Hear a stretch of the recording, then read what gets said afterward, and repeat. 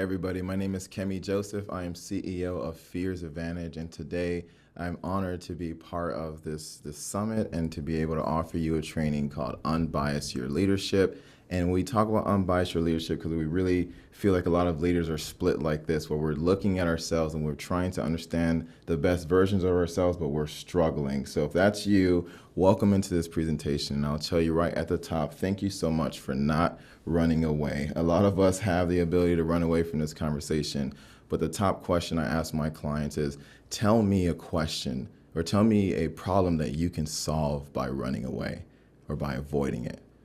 And most of us scratch our head trying to think about a problem we can actually solve by avoiding it. We cannot avoid that the world is diversifying, that we're struggling with our resources, that we're being asked to do more with less. We can't avoid those type of problems.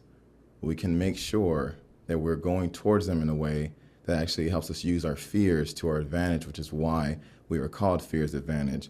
Especially in this context, we understand that the degree to which a person can grow is directly proportional to the amount of truth you can accept about yourself without running away.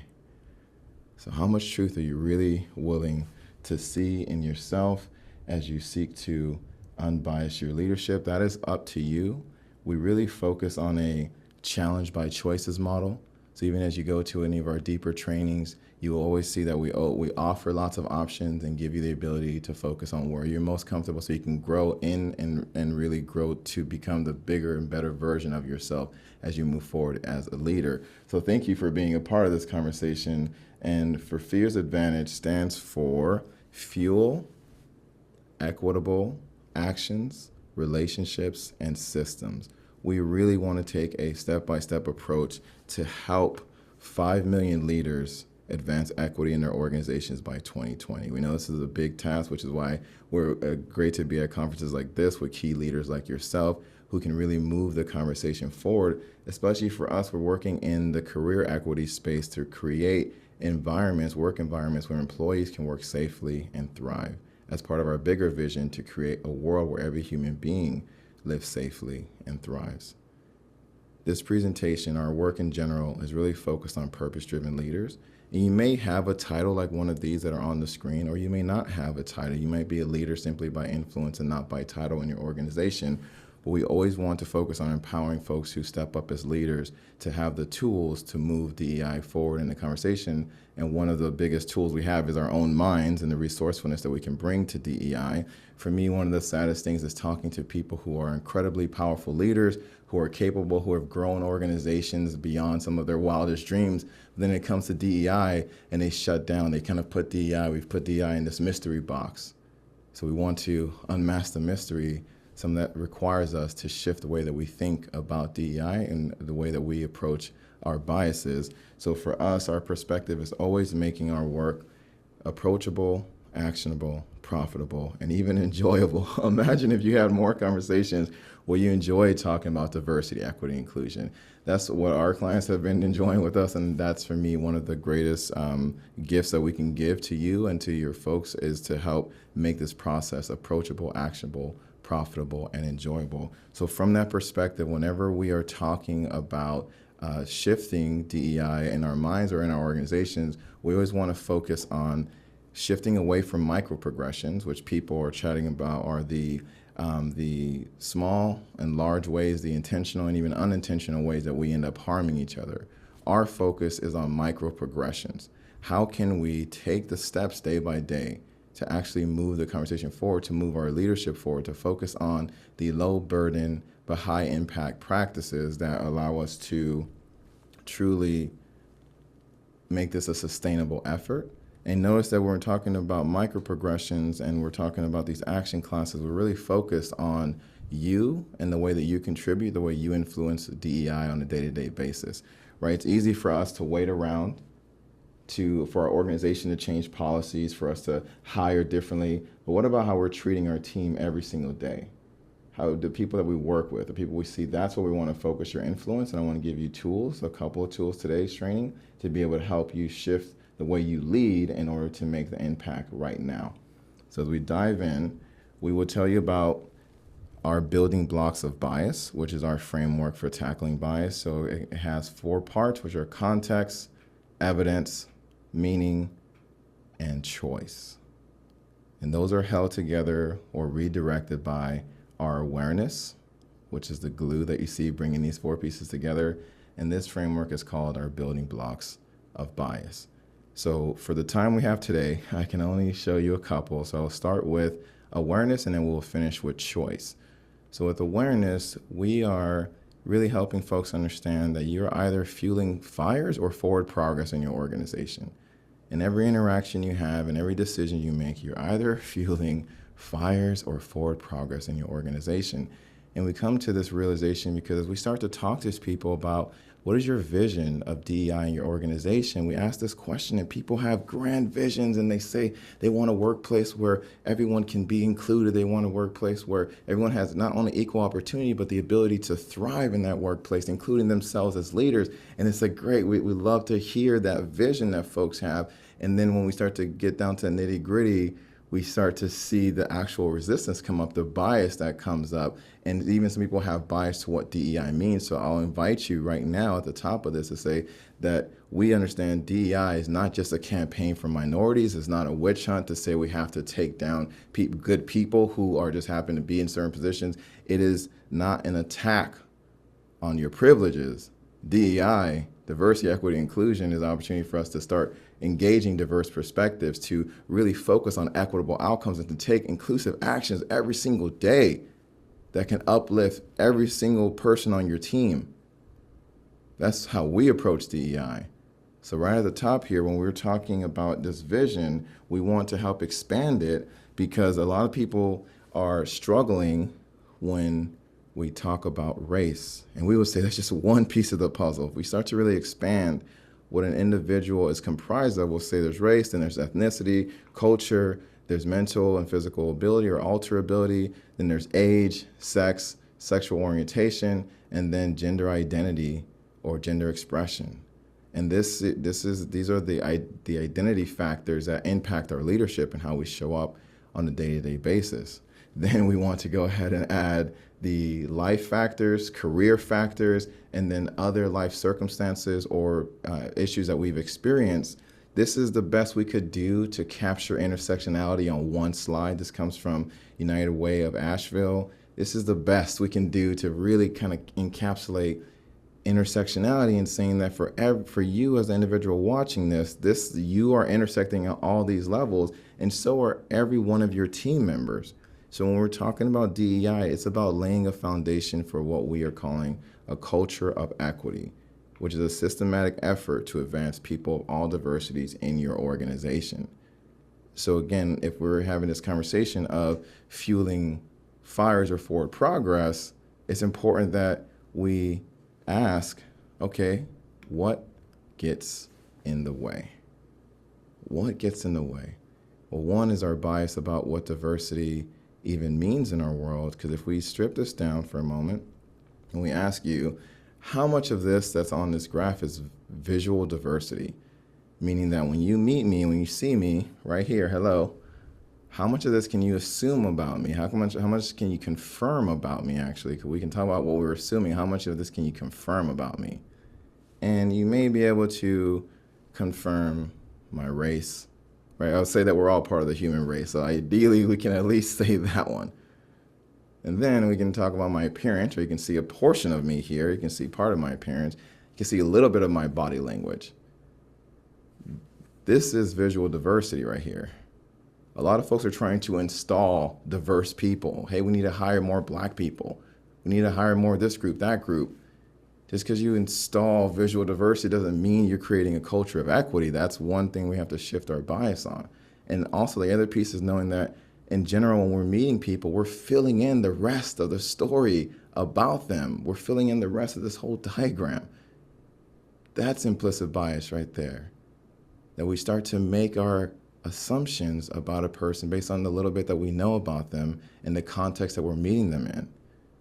And the interesting thing for us is we want to be very clear that when we're talking about implicit bias, yes, this has become a bad word in our definitions lately or in our language lately, but we want to offer it as implicit bias is info filled in by us.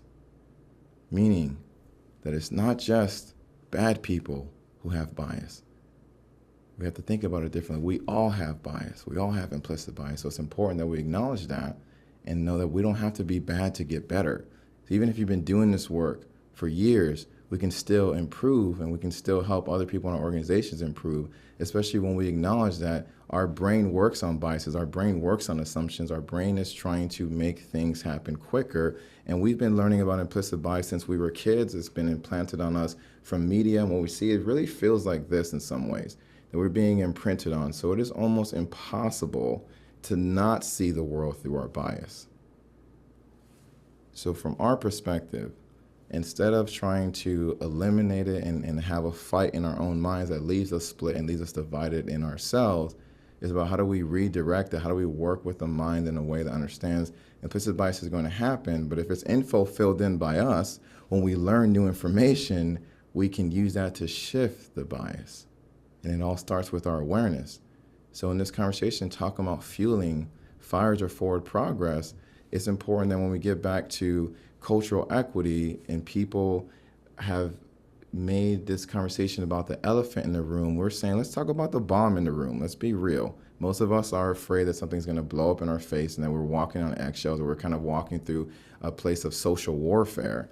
And the initial lighting of this bomb starts with our bias, and we're seeing that every organization, regardless of if it's government, if it's nonprofit, if it's for-profit, they're generally having DEI issues in 5 pivotal areas. So they're having people problems or people fires, then they're having process problems or fires, then policy fires, production fires, and ultimately profit fires.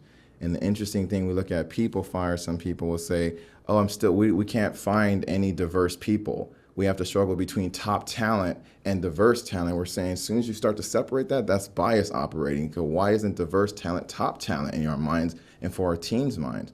Then we have a process that are inequitable, and we're setting goals that are inequitable, or our language and our communication is very aggressive and it's not culturally competent. So then we start having people who feel like they can't even speak up. Most of what we measure in organizations is employees telling us, and even leadership telling us, they do not feel safe.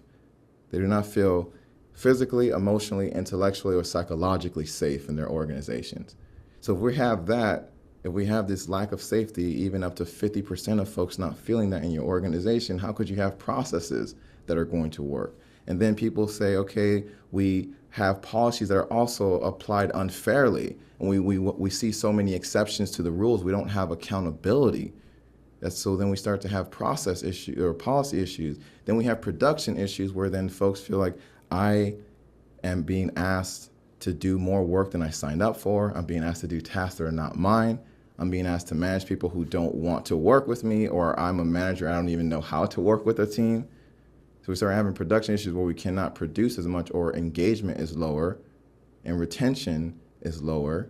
So then ultimately it starts to become a profit issue. And unfortunately, a lot of leaders start paying attention when it becomes a profit issue, or they make DEI a profit issue and say it is a cost center, as opposed to one of the most pivotal things that we can do to make sure that this chain doesn't even start. So it's important that we start understanding our bias is what triggers these fires. And by working through our bias, redirecting it, we can actually prevent these fires from happening in the first place. So I mentioned, this is just in the awareness piece. I wanted to broaden your awareness of how your bias can be triggering that chain of fires that eventually leads something to blow up in your face or in your organization. And our goal, as I said, is to make sure that everyone can be safe and thrive, including you. So we want to help you to shift your biases, because that's what's the most in your control. While other people's biases are not in your control, yours in your control. So as we unbias your leadership, you also give people permission in your organization to do the same, because they see what is actually possible. Now, that closes us out here for the awareness portion. You can imagine I have so much more I could want to say about that, but that closes us out on the awareness portion. As I mentioned, the other piece I will share with you is choice. And in this choice piece, I love this quote from Arthur Chan that says, diversity is a fact Equity is a choice. Inclusion is an action. Belonging is an outcome. On the other side of our bias is belonging. When we really shift that bias and give people a chance to bring their full selves into organizations, they actually feel like they belong. And from the choice portion, we also want to acknowledge that having bias is not your fault.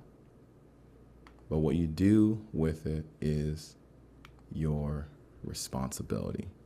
And a lot of people have different meanings of responsibility. We want to simplify and say it's about your ability to respond. And when we break down choice, when we have our deeper dive workshops and trainings, focus on choice from 4 perspectives that include how we prepare for moments of bias, how we repair when those instances happen, how we then reset, and then how we recommit. For today's training, I will focus on the repair portion because most of our clients, when they come to us, they have already triggered one of those bombs and there's some implicit bias that they've been called out for, something's happened in their organization. They want to figure out how can we repair this, how can we move forward quickly. So with repair, what I want to offer you is a focus on repairing harm, which we would define as any psychological, emotional, intellectual, and or physical damage that was done in this process. As I mentioned before, we measure safety on the physical, emotional, intellectual, and psychological aspects of safety. So when we look at the damage or the harm that was done, this is not about your intention. A lot of people say it wasn't my intention to cause that. It's really about the impact or the harm that was caused. So this repair framework that I want to show you is about how do we repair relationships, how do we repair our teams or the meetings that we were in where things got out of hand because of an implicit bias related comment or implicit bias related decision. So at a high level, I want to show you this framework and you'll have this recording so you can pause it and then I also will give you some resources that you can use to follow up with it. Now, I want to give you this framework of when an implicit bias moment shows up. I want to give you this place where you can say, I apologize for, you can thank the person or thank the group for, then you can commit to doing an action by, and you give a very clear directive of what you're going to do, and then ask that person or that group, are you open to something, and then give them a very clear directive. So here's what it sounds like. I apologize for the harm that I caused. I want to thank you for, you really acknowledge a specific behavior or way of being, and then you commit to making a specific repair by doing a specific behavior, and then you can make a request. And when you make a request, I will let you know that depending on your level of relationship and trust with that person, your request might have to be much lighter. So yesterday something happened actually, and there was a group that I had made an assumption about, mostly an assumption about the communication style. And so what I had to do with them was I apologized. So I said, I apologize for assuming that we had the clarity that we needed. So I apologize for not preparing you for this meeting. Thank you for asking for clarity. I commit to making sure I communicate more thoroughly moving forward so we can collaborate on this effort. Are you open to asking for more clarity and giving me a second chance? Now, I can ask, I can make a request. Some people say, I don't want to ask for anything when I've hurt somebody's feelings or I've caused harm. Yeah, that's fair. I also want to ask if they're willing to check in with me one-on-one, if I can follow up with them. These are lighter asks that I can make of somebody, and they can choose to say no. But the point is, as we have a framework in this way, to apologize for the harm that we caused, to thank people for a specific behavior or way that they showed up, to commit to making a specific repair by doing a specific behavior and asking if they're open to supporting us in a specific way, we give them a chance to be a part of the solution and really practice what's called a restorative approach or restorative justice to repair. And that's all I can share right now in this piece around choice. And as you can tell, we only covered awareness and choice as part of our building blocks of bias.